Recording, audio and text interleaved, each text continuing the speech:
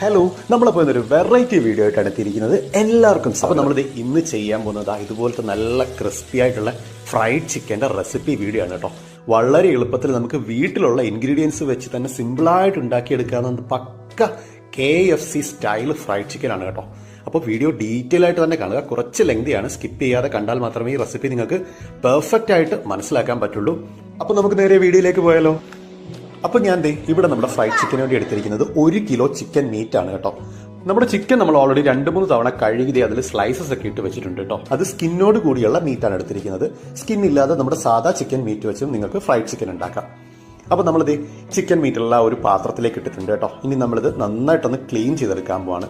അതിലെ ആ ബ്ലഡ് സ്റ്റെയിൻസും അതുപോലെ ചിക്കനൊക്കെ ഒന്ന് സോഫ്റ്റ് ആയിട്ട് കിട്ടാൻ വേണ്ടിയാണ് നമ്മളിങ്ങനെ ക്ലീൻ ചെയ്യുന്നത്. ഞാൻ ഇതിലേക്ക് ഒരു 1 ടേബിൾ സ്പൂൺ നമ്മുടെ ബേക്കിംഗ് സോഡയാണ് ചേർക്കുന്നത്. നമുക്കിനി അതിലേക്ക് 1 ടേബിൾ സ്പൂൺ വിനാഗിരി കൂടി ചേർത്ത് കൊടുക്കാം.